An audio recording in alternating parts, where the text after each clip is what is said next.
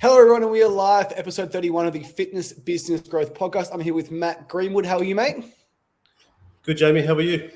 Good, thank you. Now, Matt is a legend in the fitness world. He was actually the first ever franchisee of F45. I repeat, the first ever franchisee of F45, meaning he bought the first ever franchise not owned by head office. Today, we're going to cover the amazing journey of F45 from where it started in Bondi to where it is now and what it was like being day one in the franchise. And we're going to ask a really important question. Did Matt ever meet David Beckham or Mark Wahlberg? Yeah, I certainly didn't meet Marky Mark. I didn't meet Dave Beckham, though, but got some good photos with Marky Mark, and he's actually a really good guy. He's very generous with his time, and he's actually, we didn't spend a lot of time with him, of course, but yeah, he came across as a nice guy. Well, guys, we're going to cue the intro. I'll be back in 1 second.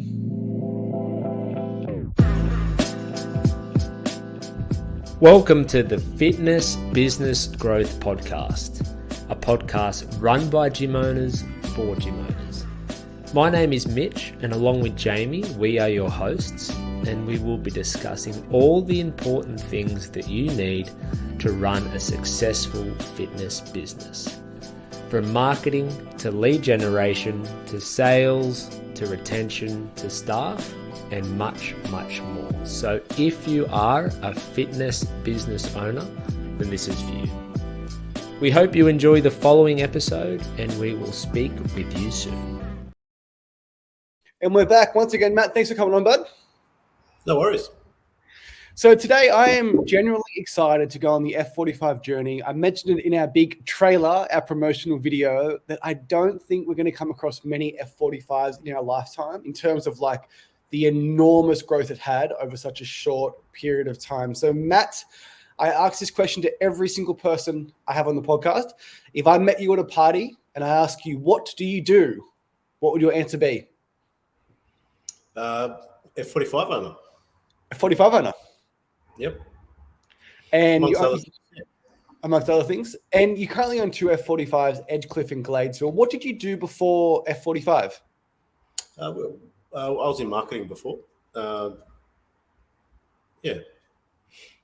And in regards to marketing, what type of marketing were you doing? And how did that translate over to F45? Yeah, essentially marketing procurement. So we would look after a lot of big clients. So we looked after Telstra and a number of big customers, and we'd look after taking the marketing concepts and putting them into creation. So it translated really well into F45, especially for the fit outs, especially for getting tactile marketing into place. All our merchandise we source for our own businesses and for other customers as well. So yeah, it's translated pretty well in that regard. So, mate, correct me if I'm wrong, but did F45 start in 2013, or was it actually earlier than that? Do you remember the year? I think it was probably late 12 or early 13. It'd be in there. Yeah. And the first club was in Bondi. Is that correct? Not quite. Very close. We're in Paddington. So the very first iteration of F45 was called Rolex, and that was in the White City Tennis Centre. Okay. Which is no longer. They knocked the building down about a year ago. But so the pilot was in White City called Rolex. They got rebranded in F45 after a little while, and they launched the brand after running the pilot for a few months. So we took over the Paddington studio, the Paddington territory, and that was the birthplace of F45. It's amazing. So F45 Rob, he owned the first F45? That was his business. Yeah, that was his very first one. Yep, absolutely. Yeah. He literally, that was the one he kicked off with his own blood, sweat and tears. It was pretty funny. We were going through and cleaning up some of the old storerooms and stuff, and you'd find the workout, T10 or Hollywood, and it was handwritten on a whiteboard, where the boys had actually literally written it up, just like an old school gym, without the branding, and literally worked, created the workouts as they went. And I guess, like, what drew you to the F45 brand? Like, how did you get introduced to it? How did you find out about it? And when did you think this is an amazing investment opportunity? This is the next big thing in fitness. Yeah, good question. I actually got introduced to it via my brother. My brother was really close with Rob and those boys, and was involved in the pilot of Rolex, and was helpful in feedback on how the workouts ran and all that sort of stuff. And he asked us to come in with him and get and purchase the Paddington studio off Rob and Luke. And so that was when we first got involved. So it was pretty early on. I think when we got involved, it would have been early 13. And we took it over and kept running. Rob and the rest of the crew were then focused on rolling out the franchise. I think they were up to a half a dozen when we came in and took over that one. Don't quote me on that, but something like that. And it wasn't long after that we, I had been going to the gym for years, but I hadn't really been close to F45 like my brother had. And he was very, very, very strong on the brand and what it was going to do and where it was going to go. And once we got a bit closer to it, you could really see that, this was something addictive. You go and do a couple of classes, and the next thing you know, you want to go back, which was pretty abnormal for a gym for a lot of people. It's almost hard to conceptualize that in 2013, boutique group fitness gyms didn't exist, and F45 was the birth of it. And Matt, it actually pisses me off. It really bothers me the amount of bad press that F45 has got in the last 12 months, 24 months, because my two gyms, Breakthrough Active, as well as every other independent studio on planet Earth, the Fit Stops, the BFTs, the Strong, they were all built on the back of what F45 created, which is truly, truly remarkable. Yeah, very much so, mate. And they've really somehow created a niche which you'd think would have been there, but it wasn't. And a lot. And you're right, Jamie. A lot of those businesses have taken the model, whilst it's they're offering a different training ethos. The business model in its core has been replicated. It's amazing, because the idea of paying $50 per week for group fitness just didn't exist. And I credit F45 to every single person in Australia knows that boutique fitness, group fitness is around $50 a week. It's fun, it's fast, it's energetic, it's some form of HIIT training. And F45 created that alongside CrossFit at the same time. So I think one of the big differences with that breakthrough was that they kind of made it accessible. CrossFit kind of scares a lot of people, even to now. F45 made it accessible for the normal person, and made it cool, made it enticing. Yeah, and I remember when I first heard about F45, it was probably 2015. I think one opened in Newcastle around that 2-year mark when F45 opened. But mate, what were I spoke to a few franchisees, a few owners, and they tell me wild stories where they couldn't stop people from signing up. They'd have people beating down their door to get in. So, what were the early days of F45 like when you first opened? And what was that? What was the excitement level? What happened? Oh, mate, it was mental. Early days, we had 70 or 80 people in a class. I look back at some of the photos now, and post-COVID world, you're terrified because your personal space is so impacted. But mate, that was the norm. Everyone was used to it. You'd pick up your towel, you'd leave your sweat angel and move on, and the next person didn't care. They were just keen and rapt to be in there. Yeah, it was wild days. Yeah, and we're doing a little bit of work together in regards to marketing for Edgecliff and Gladesville. But I guess 2013 was a very, very different time. The excitement was there. The brand was there. I imagine people would just sign up through a link and wouldn't ask questions. Yeah, our leads that came in off the website, off their 45 website were heaps. Yeah, there was a lot there. The thing we actually struggled with early on wasn't so much that, it was awareness. It sounds stupid to say it now, but no one knew what F45 was. So one of your first, it sounds counterintuitive, right? But a lot of your first questions when you were trying to introduce a member to the club was, have you heard about F45? Do you know about F45? And that, for us, that was the litmus test of how much market impact had we had. And it, we didn't sort of get to about 2015 or 2016 where the answer became more predominantly yes. We were still creating that market. It's interesting because when you're in the industry, you hear about things early and you just assume that every single person knows what F45 is. But it's interesting that it was still like a 2-year period before it was like, we'll call it mass market adoption, where every single person in Australia knew that. What F45 did so well, Matt, it was an amazing marketing tactic. It was just the post-session photo in front of that semicircle F45 sign. And that was just, that was everywhere. Wasn't it, mate? But now everyone does it. It doesn't matter what your logo is behind you. You get in front of the big wall and take a photo and show off the vibe of the studio. Yeah, fantastic. 100%. And I guess like over that journey being from day one to having thousands of clubs opening and they went international, what were the biggest things that you saw change at F45? Like, did it get easier as the brand got bigger and bigger in Australia, or did more competition start to come in? At what point did you, I guess, see that's an F45 clone? Like, and they just moved next door. We didn't really see it until just before COVID, if I'm honest. There was BFT were obviously floating around the background there for quite a while before COVID, but they kind of got tied up with some legal disputes with head office, and that probably slowed them down a little bit. So that was sort of the first clone that popped up. And look, to be fair, the BFT guys, they're doing it a bit different. It's not exactly the same, but the delivery model's very similar. There's a different color and there's a slightly different workout behind it. So, Yeah. You could say the same thing about Hungry Jack's and McDonald's and KFC and all that. Breakthrough Arch is an F45 clone. Like I meant what I said at the start. Like, I am just blown away by F45 because people need to thank F45 for their independent gym success, because without F45, like the brand that F45 built and the years that it built building that to, hey, boutique fitness, group personal training, functional fun, 50 per week, that was made famous by F45.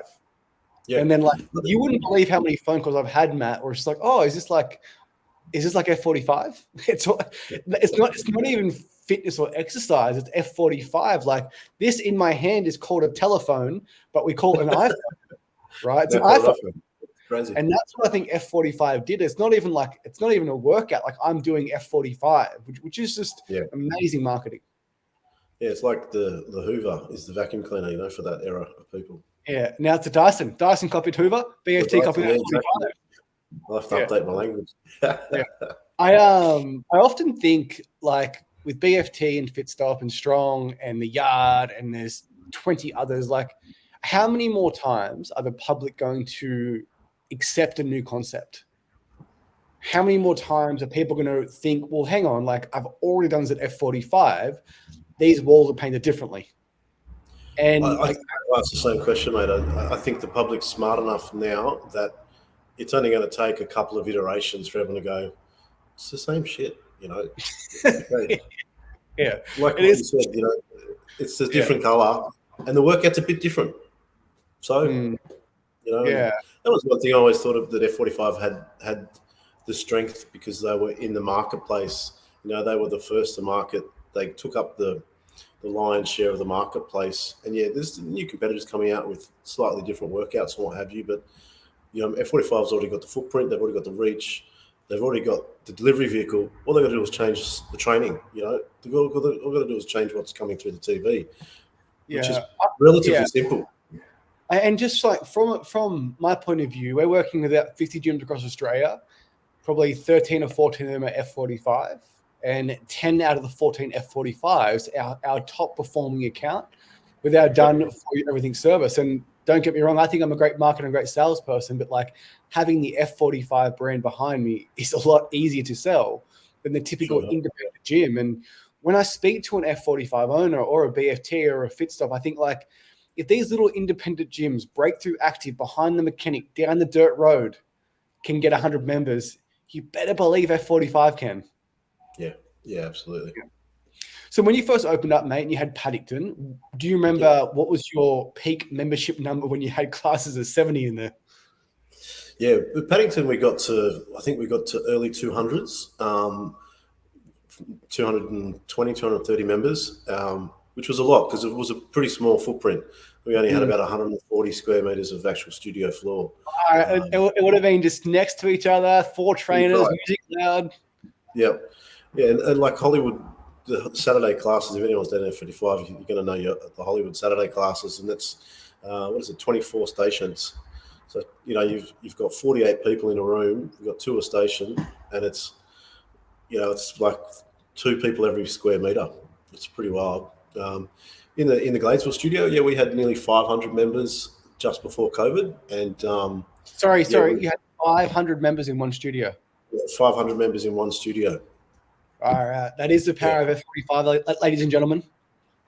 Yeah, it was huge. And we had nearly 80 people in classes, in our busier classes, of course. And that was mental as well. And that studio floor was a couple of hundred square meters, about 220, I think it is, 230. And again, jam packed.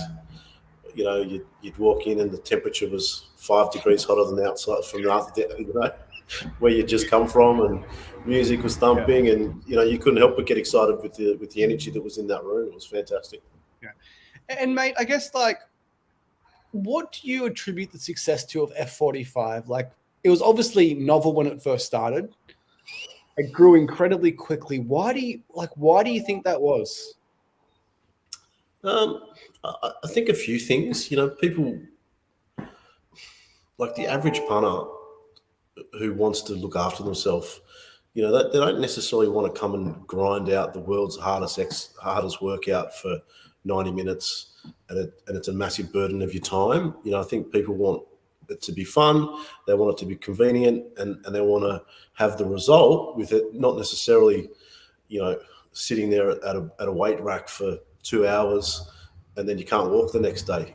So making it fun, making it accessible, and also making it so you can do it with your mates and you build a bit of a community. So I think that's probably one of the key things is that, you came into the studio, you saw the 2 or 3 blokes or women or your friends who you'd been training with, and all of a sudden you're having the banter, the chat. How was your weekend? What are you up to today?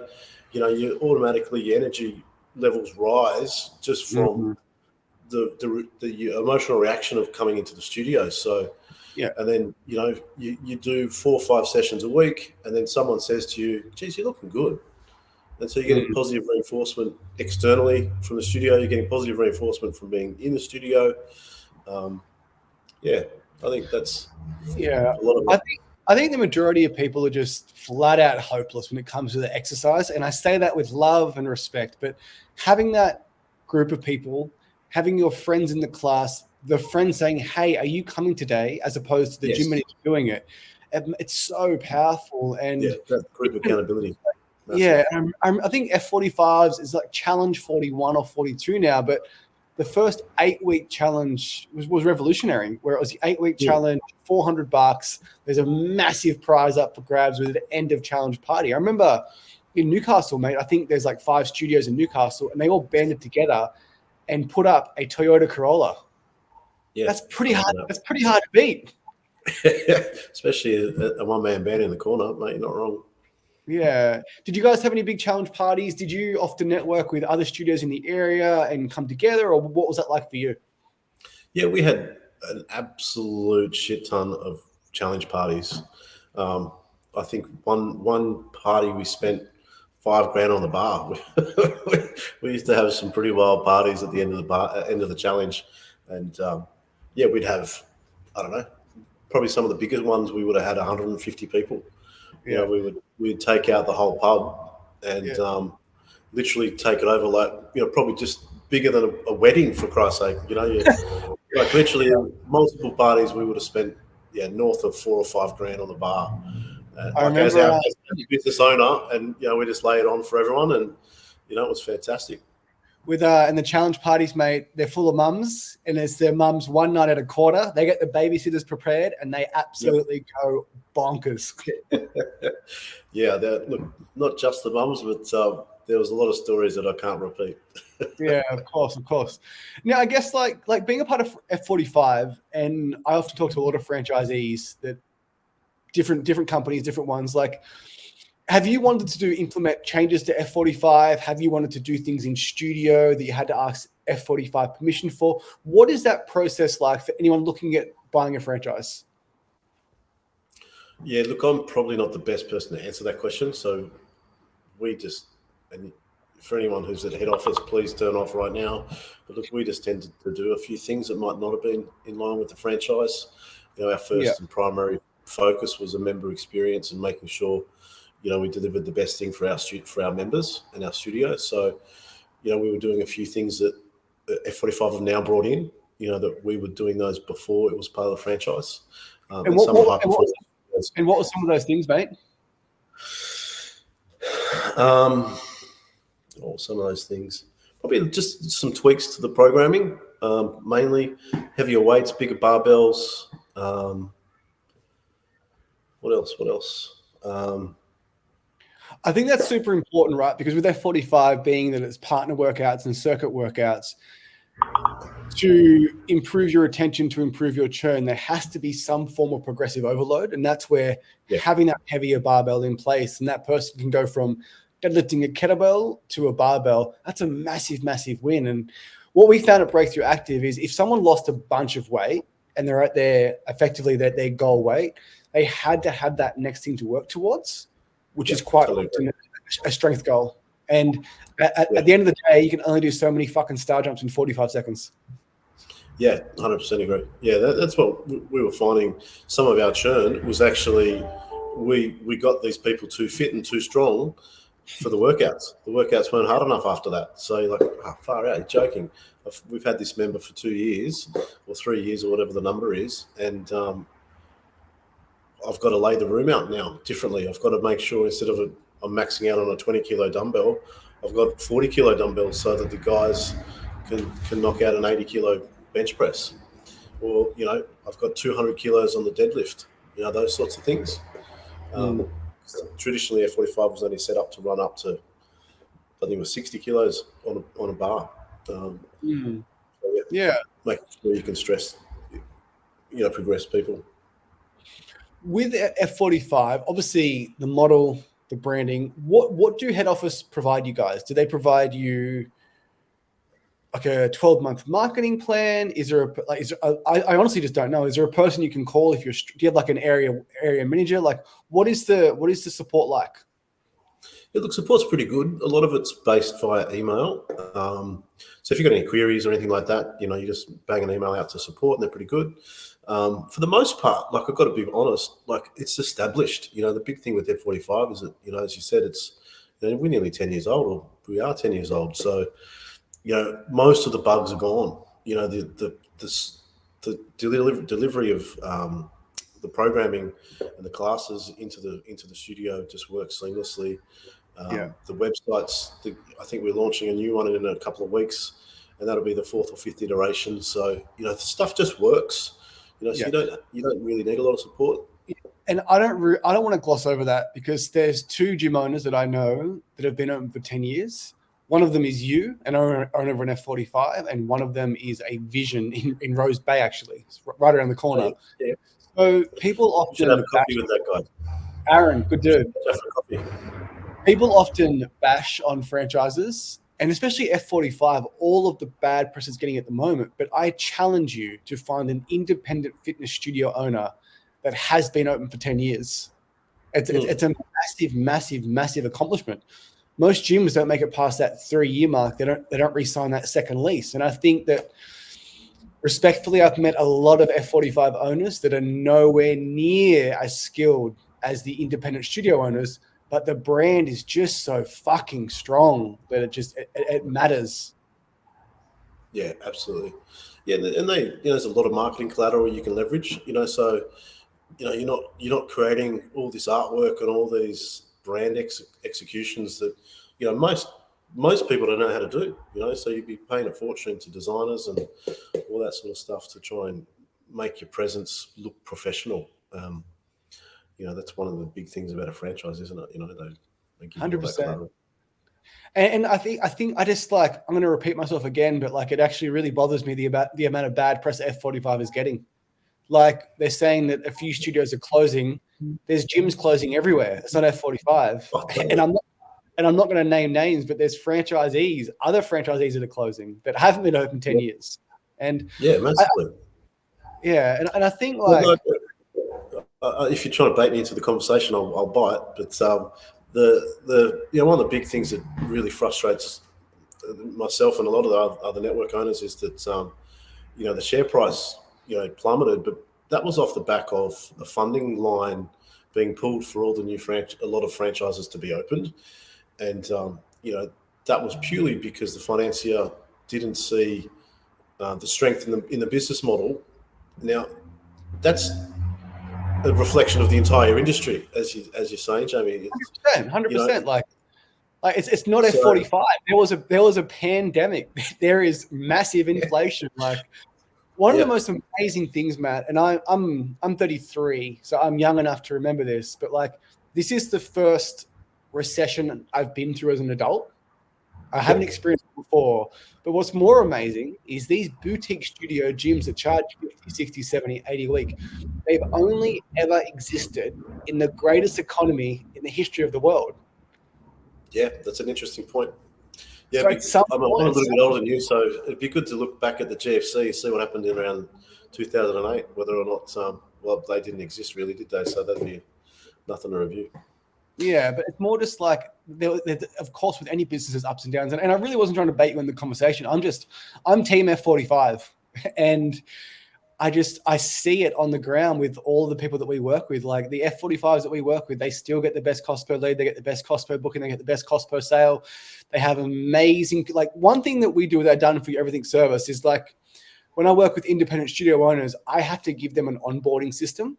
Hey, this is how you onboard a trial. I have to make sure that their delivery in club is good, their trainers are energetic, their workouts are great. I bring an F45 on, I know it's fucking good. Like, I don't got to worry about it. Yeah. Yeah, the chances of it not being run well are a lot less, that's for sure. Yeah. So when it went public on the New York Stock Exchange, like, did that impact anything at the ground level? Did that change anything for you guys, like location to location? We didn't think so at the time, but look, it probably did. I have not thought about that question, but if I think back around how the negative press has had an influence, you'd have to assume that the positive press had a big influence too, and maybe that because they were very good. Head office is very good at the PR side and getting the publicity out there and getting that. Public relations really working. They're really strong on all the ambassadors and getting the brand in lots of different spots. Look, it probably did have a big influence because we were, as a network, we were flying at that point in time. So yeah, it probably did. And one thing that independent studios will never experience is having an ambassador like Mark Wahlberg or David Beckham. I remember I had a friend from high school who was actually in I think it was the Hollywood studio, and it was the first F45 opened in America. And Mark Wahlberg was working out next to you. Pretty hard to compete with. It's pretty cool, isn't it, when you think about it? Yeah. So what was that like when they signed on with F45 and they honestly endorsed it to the moon? Yeah, it was fantastic. Yeah, it was. A lot of people, our friends who'd never thought about F45 or a gym in their lifetime before were talking about it. Oh, Matt, did you meet Marky Mark and all this sort of stuff? And like, first time you ever asked me about my business. So back to your point, Jamie, about do anything, well, probably did. It probably did. They went and saw Ted at the movies, enjoyed Mark Wahlberg. Oh, he goes to F45. Yeah, all he needs to do is bring out Wahlberg to Sydney and we'll be fine. Yeah, 100%.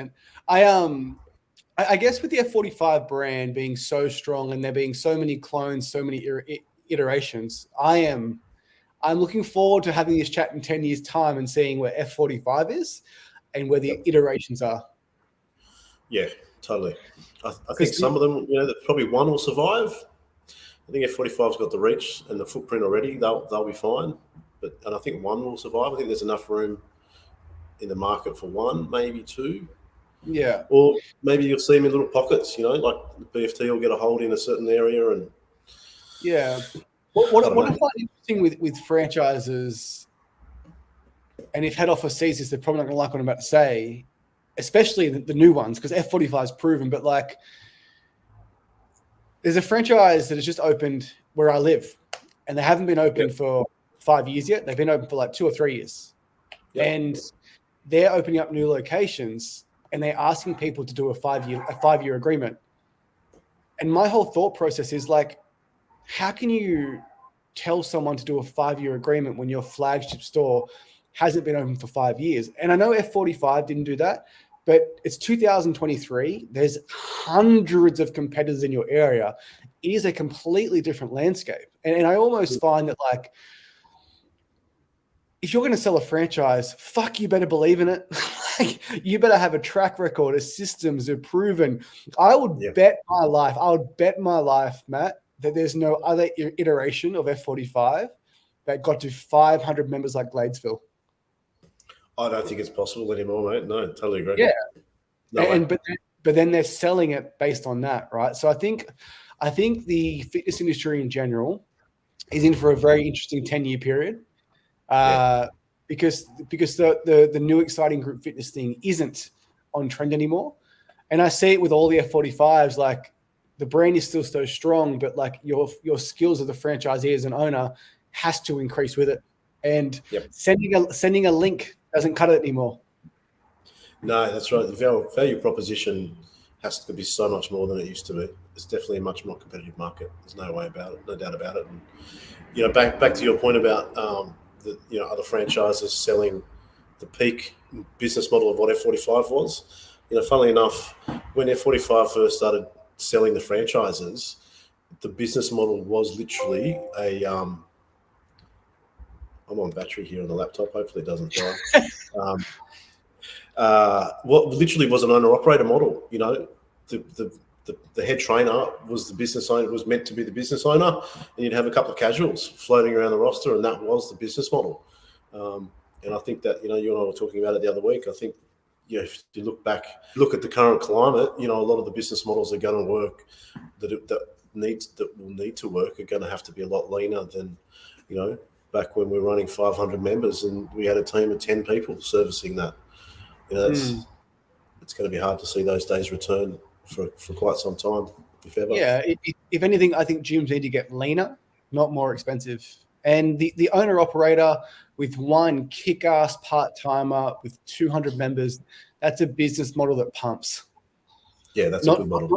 Not 500 members with 10 staff with a creche running sessions on a Sunday. Like, it's just, and the thing is too, like what I guess, if anyone's listening, opening up a franchise, when you open up a new gym, it is the most exciting time to be a gym owner because you're the new kid on the new corner. Every person in town that's out of shape, overweight, thinks this is my opportunity to get in shape. I'm going to go try this brand new F45. And it literally gets harder to run a gym every single month that you're open. And once again, just a massive credit to you, Matt, and F45. Like 10 years is unbelievable. Like you lasted longer than Video Easy. Absolutely. Well, like our studio at Gladesville is in a Video Easy store. How things come around. Honestly, but the Video Easy the Video Easy footprint fits an F45 perfect. Like whatever their brand guidelines were for Video Easy was such a perfect fit. And there's lots of F45s that went into Video Easies. Yeah, of course. Well, mate, how do you see the future of F45s? Like, because there's so much negative press around it, but we know the truth. What does the next 5 years look like for F45 in terms of their next iteration of their own product program? What do you think happens? Look, I think F45 head office are really knuckling in. Like the guys are not giving in. They've fought their ass off to get the market share, to get the footprint, to get to where we are. There's no way that people are walking away from what we've built. So the talk of F45, disbanding and going broke, it straight up won't happen. I don't think. I don't have a crystal ball, but I think that there's way too many people too heavily invested to walk away from it. So with that platform, I think what we'll see is just considered and careful iteration, changes and different iterations. The guys are bringing out a lot of different workouts now, and the workouts are really dynamic, and there's a lot of feedback loops now with our clients and our members to make sure that we're getting, new and fresh training, and it's not just the same workout. A lot of the workouts now they've got AMRAPs and they've got partnered workouts, and we've brought in, head office have brought in all the heavier equipment. So it won't be long now until I wouldn't be that surprised if you see a squat rack in the future, and they really have the ability to tailor to a broader spectrum of training than just what the star jumps and the burpees and some light weights where F45 first began. I was discussing this with Mitch before our podcast, Matt, and I think if you look at brands in Australia, I think McDonald's, KFC, number one with a bullet. Nothing compares. Under that, let's say there's a Porto, Subway, Domino's. I truly believe that F45 is in that category. You would have to go far and wide to not meet someone that hasn't heard of F45, that hasn't experienced F45. I'm going to say it again. F45 head office, thank you for making my job as an independent fitness studio easier. Thank you for popularizing boutique group fitness, because without you and CrossFit, we wouldn't exist. And that's the fucking truth. Not all the bad press you're getting. Yeah, definitely. Yeah, and look, the guys are working really hard at getting better press out there. There's a lot of activity, and there's so many great stories around the network, and the impact that we have on people's lives is truly amazing, and that's why people do this. That's what everyone's about. So I think getting those stories out to the market is so important. Yeah, cool. Well, Matt, I want to thank you for your time today. Really, really, really appreciate it. The journey's been incredible. Love working with you and your team. Jazz, everyone involved. Mate, I can tell. Oh, there we go. Matt's laptop died. Guys, thanks for watching. Have a lovely, lovely, lovely day.